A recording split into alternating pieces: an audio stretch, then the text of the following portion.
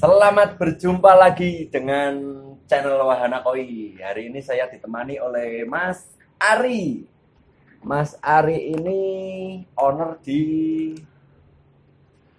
apa Mas? Sangrila. Sangrila Lintas Nusantara ya. Ya. Sangrila Lintas Nusantara. Diminum dulu Mas. Ini Belum dibuka ya? Nggak ada ya Mas? Tak bukanya nggak apa-apa ya? Nggak mau dibukain saja. Alatnya nggak ada. Non sewu ya Mas ya. Satu terbuka.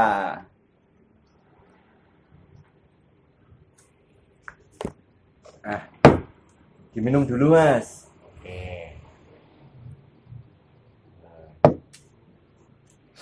Mas Ari ini beliau pemilik Sangrila Lintas Nusantara, yaitu ekspedisi Ya. untuk pengiriman ikan koi ke luar pulau dan ke luar negeri. Untuk proses pengiriman ikan koi ke luar negeri itu kan katanya dari teman-teman agak susah. Ini dengan Mas Ari ini kita akan lebih mudah melakukan ekspor ikan koi. Ya Mas ya? Ya, betul Mas. Ekspor ikan koi.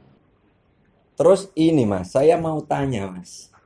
Untuk proses pengiriman ikan koi ke luar negeri itu syaratnya yang pertama apa dulu? Ya. Ini syarat pertama itu pengirim ya itu harus mempersiapkan ikan-ikannya Mas. Pengirim harus ya, menyiapkan ikannya. Terus nego dengan buyer yang ada di luar negeri, terus nanti kesepakatannya gimana, terus lagi nanti prosedurnya gimana, itu memang harus konsultasi dengan saya karena dari luar negeri itu tidak sama dengan pengiriman luar Jawa. Luar pulau. Nah, jadi setiap aturan negara Indonesia dan luar negeri itu juga ada aturan-aturan sendiri, terutama dari persyaratan itu penerima harus punya permit impor. Permit ya Mas? Permit impor. Jadi surat izin impor. Surat izin. Jadi penerima sebelum melakukan transaksi dia harus memiliki surat izin impor atau permit impor gitu ya? Oke. Sebaliknya kita suatu contoh ya, kita kalau mendatangkan ikan dari Jepang mau ke Indonesia itu kita tidak bisa. Karena kita tidak bisa punya permit impor, izin permit impor. Nah, bisanya di mana? Dealer-dealer yang sudah mempunyai izin impor. Misalkan nih ya, ada di sini ada eksportir Pagi Yustarki Samurai Koi, itu bisa langsung dari Jepang. Nah, terus ada Koi Castle dan lain-lain lah. Ya, bisa menyebutkan satu-satu yang lain. Mereka bisa mendatangkan ikan dari Jepang masuk ke Indonesia. Sebaliknya, kalau kita ekspor, nah di sana pun juga harus mempunyai permit impor di sana untuk menerima barang. Jadi masing-masing harus memiliki izin. Yang satu izin ekspor, yang satu izin impor gitu. Oke. Jadi di situ Mas Subah. Oke. Terus masalah kelayaan ikan yang mau dibawa ke luar negeri itu memang benar-benar ikan itu sudah terkondisikan dengan sehat. Karena apa? Pengiriman luar negeri itu di area Eropa itu membutuhkan 24 jam proses. 24 jam. Untuk prosesnya 24 jam. Itu mulai uji lab, harus steril dari bakteri, terus ikan benar-benar sehat, ikan dipuasai dan lain-lain lah gitu. Jadi, dan itu pun nanti kita punya standar sendiri. Mulai ikan itu size berapa, ukuran berapa, ini kekuatannya ikan itu berapa, layak endaknya, ini kuat enggak selama proses waktu yang ditempuh, semua itu kita perhitungkan dengan maksimal karena nanti kalau ada masalah itu dampaknya di kita. Jadi sebelum ikan itu nanti dikirim, apakah kita harus mengirimkan sampel untuk diuji lab dulu? Iya, Mas Ubah. Seperti itu ya. Jadi sebelum kita kirim, kita punya mempersiapkan sampel-sampel dinamakan tes KHV. Tes KHV. Jadi KHV ini sendiri kalau yang sudah saya mengerti dari KHV itu adalah koi herpes virus ya. Iya, betul. Jadi eh, dari seluruh ikan di air tawar itu yang memiliki KHV atau koi herpes virus itu cuma ikan koi. Yang lain nggak ada ya? Atau ada? Oh, ada ya? Cuman kita prosesnya prosedur. Oh gitu. Karena untuk mengeluarkan dokumen-dokumen itu kita harus benar-benar tertata dengan rapi. Karena kalau ada selisih 1, 2, bahkan nama, kata selisih 1 itu efeknya di sana tidak akan bisa diambil barang itu. Jadi harus benar-benar fix untuk pendataan. Semuanya. Jadi prosesnya itu cukup lama karena kita bertahap, perlahan kekurangan kita di mana, terus ini persyaratan kurang apa, nah itu kita penuhi. Pada hari H itu kita sudah tidak ada kendala. Nah, terutama flightnya juga harus mengondisikan flight penerbangan yang sesuai schedule antara buyer dan customer. Oh, gitu. Jadi misal gini, saya mau kirim ikan ke luar negeri, itu apakah saya harus mengurus surat-surat itu atau dari pihaknya Mas Ari yang menguruskan surat-suratnya? Oke Mas Juba, untuk surat-surat dokumen itu dari Indonesia sudah kami yang mempersiapkan. Oh, yang menghandle dari pihaknya Mas Ari. Jadi tidak akan sulit, asalkan semua itu prosedur. Tidak akan sulit. Kata orang, wah sulit prosesnya, sulit pengirimannya ke luar negeri. Sebenarnya kalau sudah tahu tidak. Jadi semua itu karena ada tim kami, mulai dari tim Blitar, tim dari Jakarta, dan dari airline pun itu juga sudah membuka pintu terbuka untuk pelayanan pengiriman ke luar negeri. Terus gini Mas, kita kan sekarang posisi berada di Pulau Jawa. Misal ada dari luar pulau, misalnya Kalimantan atau Sumatera, itu mereka kan harus menghubungi Mas Ari ya. Sedangkan posisi mereka itu untuk ke Jawa kan jauh. Itu nanti kalau misal ada yang dari luar pulau di Indonesia mau mengirimkan ikan koinya ke luar negeri melalui Mas Ari, itu prosesnya bagaimana? Oh ya, gini. Sekarang itu tidak ada yang sulit Mas Ubah. Semua kendala-kendala itu sudah kita berikan pelayanan yang terbaik untuk pengiriman. Nah, misalkan ada yang barang di Makassar, kayak contoh kemarin di Jerman ada Makassar ya. Nah, itu kita koordinasi karena flightnya itu dapatnya dari Soekarno Hatta, kita arahkan untuk pengiriman Makassar dikirim ke Jakarta dulu. Dan di sana sudah ada tim penjemputan ikan yang akan datang. Jadi ikan dikarantina 1 hari di sana. Nah, setelah itu kita cek, kita optimalkan benar-benar ikan ini sehat atau kondisinya aman gitu ya. Ya, ikannya itu memang benar-benar dicek dari tim kami, misalnya layak kita lanjutkan. Oh gitu. Jadi misal tadi dari Makassar, Makassar dikirim dulu ke Jakarta, Bandara Soekarno Hatta. Setelah dilakukan pengecekan dan dinyatakan fix oke, baru ikan terbang ke luar negeri gitu ya. Sebelum itu datang itu dari tim kami sudah mengondisikan karantina 1 hari, jadi tidak langsung berangkat. Oh gitu, jadi ditahan dulu 1 hari untuk proses itu tadi uji lab dan segala macam ya. Terus untuk ini tujuan mana saja? Jadi untuk pengiriman ke luar negeri itu kan nggak cuma di Jerman atau di India. Berapa negara yang bisa istilahnya negara mana saja kita bisa mengirim ikan koi? Ya Mas Iba. Jadi begini, sebenarnya semuanya bisa Mas Iba, asalkan itu terjangkau dari flight penerbangan. Nah, kita proses penerbangannya, kita jarak tempuhnya bagaimana, dan salah satu persyaratan itu izin permit impor. Nah, di situ Mas Iba. Makanya kalau mengangkat dari manapun negara itu semua bisa, asalkan terjangkau dari flight penerbangan dan waktu yang ditempuh. Karena apa? Waktu yang ditempuh itu mempengaruhi dari kekuatan ikan yang akan dikirim ke luar negeri. Oh gitu. Jadi misal kita perjalanan 24 jam pesawat. Ya. Jadi kita harus kondisikan ya berapa isi ikan gitu ya. Oke. Jadi dari situ Mas. Terus untuk waktu perjalanan sendiri itu paling lama sampai berapa jam atau berapa hari? kapasitas waktu untuk wilayah Eropa itu 24 jam. 24 jam Ya, ya Eropa ya. Kita ambil titik kurang lebihnya di 24 jam proses.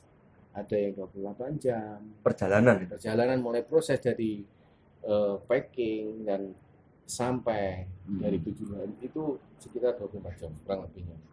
Terus ini untuk ukuran box itu kan ditaruh dalam box ya.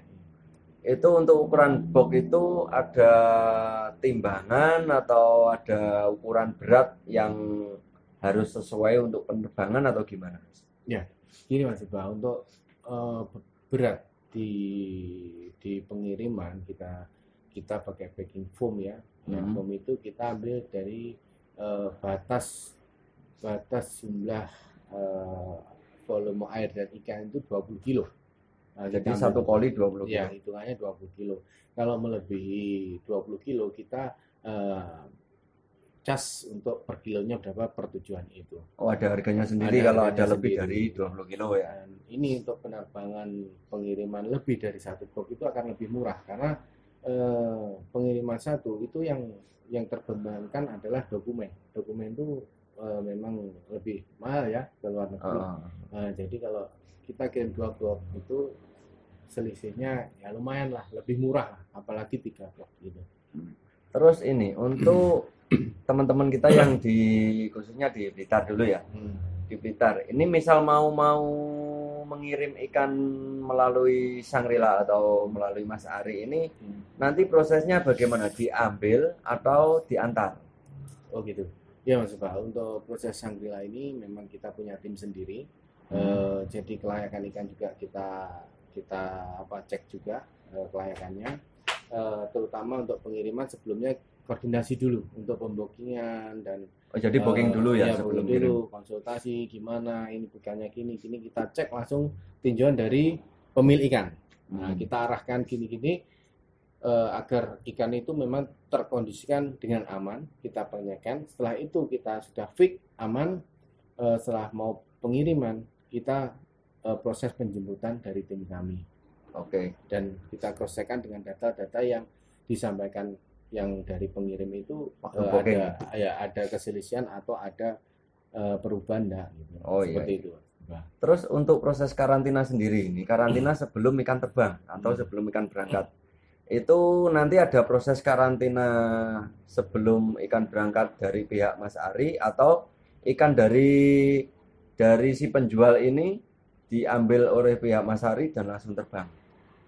Jadi gini, sebelum terbang ada perlakuan khusus atau tidak dari pihaknya Mas Ari ini? Oh iya, gini Mas Pak, untuk proses penerbangan itu kan biasanya membutuhkan 3 minggu ya setelah kita proses konsultasi pembookingan itu. Nah untuk masa karantina kita mengarahkan dari pemilik ikan itu. Jadi dari pemilik ikan kita sudah karantina dulu. Kita terus komunikasi ikannya gimana, keadaan gimana, karantina sudah set apa belum. Nah itu terus kita amati ikan itu selama proses dokumen berjalan. Selama 3 minggu itu. Kalau 3 minggu ya? Jadi bookingnya 3 minggu sebelumnya? Ya, 2 atau 3 minggu lah. Karena apa? Disitulah kita juga melihat dari antara waktu 3 minggu itu pengecekan ikan itu benar-benar optimal. Karena apa? Kalau terjadi ada virus di situ dan lolos, nah itu kan pasti punya catatan kan Indonesia. Wah, ikan Indonesia ini kok bisa lolos sakit. Nah, disitulah. Nah itu kita harus menjaga nama baik Indonesia ya. Menjaga nama baik Indonesia dan Blitar pun ya kan yang sebagai pengirim ini ikon koi di Blitar ini bisa tetap menjaga nama baiknya. Iya, untuk kota Blitar ya Mas ya. Terus gini Mas, misal kita sudah kirim ikan terbang berangkat. Terus dari pihak penerima itu cara mengambil ikan atau cara menerima ikan itu nanti pengambilannya prosesnya seperti apa? Untuk pengambilan ikan, ya. Untuk pengambilan ikan itu memang dari data sana kan sudah terkoordinir ya, mulai dokumen-dokumen itu nama penerima. Dan di sana pun sudah punya nama dari kementerian dari dinas. Kalau di sini dinas ya, kalau di sana kayak kementerian sejenis ya semacam dinas. Iya, karantina, balai karantina itu di sana punya data sendiri bahwasanya perusahaan ini sudah tercatat di namanya ini ya untuk pengambilan tanggal ini, flight ini tiba jam sekian, itu sudah ada orang yang mengondisikan di sana. Oh gitu. Ya. Jadi waktu menerima ikan itu, ikan sudah dibongkar atau masih di dalam box styrofoam? Tetap masih di dalam box. Di dalam Untuk box. pembongkaran itu nanti disaksikan dengan Pemilik. Oh, dari iya. sana. Terus ini Mas. Jadi selama itu tadi udah jelas ya untuk proses pengiriman ke luar negeri. Kemudian untuk data-data yang harus dilengkapi itu apa saja antara penjual dan pembeli. Terus ini kendala-kendala dalam pengiriman ikan ke luar negeri itu kira-kira apa yang sudah pernah dialami oleh Mas Ari? Gini Mas Iqbal, untuk kendala yang terbanyak adalah banyak mayoritas yang peminat ikan koi Mita di sini itu banyak dari luar negeri. Cuman kendala di sini adalah beliau yang ada di luar negeri itu tidak mempunyai permit impor untuk Izin penerimaan impornya. barang. Jadi ikan koi di Blitar ini atau di Indonesia ini sudah disorot ya Ya. oleh orang luar negeri. Betul. Pengen beli, tapi prosesnya bagaimana masih bingung gitu ya. Sebenarnya mudah Mas. Coba kayak kemarin ada tamu dari Jerman, dari Thailand juga berkunjung di Blitar sini, terutama yang lelang ikan yang punyanya Bu- Sakai. siapa itu? Bu Meme atau Bu, Ya. Bu Lili atau siapa itu? Itu ya. Itu Yang 27 miliar ya. Kohaku itu dari Sakai. Itu sempat komunikasi sama saya juga di area Eropa itu memang tidak selamanya minta ikan yang Kohaku Sankesoa. Dia pengennya itu ikan yang antik-antik. Nah, dia mengincar di Indonesia ini. Jadi Seperti ya, intinya Kawarimono. Kawarimono, Kabuto, terus lagi terutama di sini Budogurumo, di sana Black Kohaku. Budogurumo itu kalau di sana Black Kohaku. Itu sangat diminati. Nah, dari situ dan kendala itu memang kembali dari awal permasalahannya itu permit impor Mas Uga. Nah, selama ini ada kendala-kendala itu kita langsung carikan solusi. Nah, makanya siapa yang bilang kalau kirim ke luar negeri itu sulit. Nah, kalau saya selama kita bisa, kita mampu, pasti ada jalan keluar di situ. Nah, di sini Mas Uga. Oke, jadi gini ya tadi. Untuk intinya untuk penerima ikan itu harus dikondisikan beliau ini memiliki izin ekspor, izin impor, permit impor. Nah, jadi penerima atau pembeli harus memiliki permit impor supaya bisa menerima ikan dari Indonesia gitu ya. Itu pembelinya terutama ya. Pembelinya. Kalau di Indonesia sudah kami bantu untuk prosesnya. Nah, sekarang ini dengan ada kendalanya permit impor yang sangat tidak semua orang bisa mengambil ikan. Di sini juga ada jasa transkipper. Nah, Transkipper itu yang seperti apa, Mas? Jadi ini, beliau itu sebagai jasa agent. Jasa agent yang bisa membantu untuk proses pengiriman dan pengambilan ikan di negaranya. Jadi ada pihak yang membantu, misal mereka tidak punya izin sendiri. Ya, tidak punya permit impor. Jadi dia itulah solusi yang kendala-kendala beliau tidak punya permit impor dan lain-lain. Kita dibantu dengan adanya transkipper itu membantu untuk jalannya proses penjual dan pembeli itu menjadikan tidak sulit untuk prosesnya, dipermudah. Iya, gitu. Jadi untuk pengiriman ikan ke luar negeri itu sebetulnya mudah. Cuma kita kadang yang kurang tahu bagaimana caranya atau bagaimana prosedurnya gitu ya. Oke, mungkin sementara sampai di sini dulu Mas perbincangan kita hari ini. Kalau mungkin ada yang perlu dibahas lagi, kita bisa di lain waktu gitu ya. Ya.